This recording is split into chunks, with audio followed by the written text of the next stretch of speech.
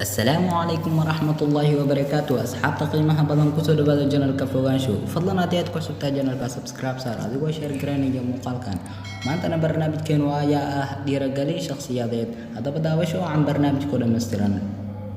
maalin kasta waxay ku baraysaa nolol cusub aamin wax kastoo aad dareento laakiin ha aaminin wax kastoo aad maqasho iska ilo wixii tagay kaliya xusuusno waxaad cashar ka baratay sirta isbedelku waa inaad xoogga saartid tamartaada oo dhan ma aha inaad la dagaalantid da'daada laakiin muhiimadu waa inaad dhistid qorshayaal cusub tayada aad ka heshid inta yar aad hadasho ayaa ka qiimo badan inaad iska hadasho maanto idil waqtigu wuu ka qiimo badan yahay lacagta badan laakiin lagama yaabo inaad hesho waqtiga ereyada wanaagsan waa sida fure oo kale haddii aad dooratid erey sax ah waxay kuu furi doonaan qalbiyo badan halka ay afaf badanna aamusi doonaan haddii aad daasho kaliya baro sidaad u nasan lahayd oo ha joojin waxaad u socotay waqtiga aad joogtid ayaa xukuma noloshaada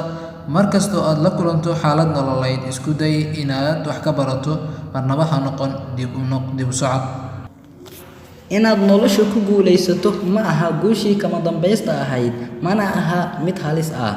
waa dhiirigelin si ay u sii wadato xisaabteeda waqtiga wuxuu leeyahay cajiib sababtoo ah wuxuu soo saarayaa qof kasta qisada qalbigiisa ku jirta wassalaamu calaykum waraxmatullaahi wabarakaatuh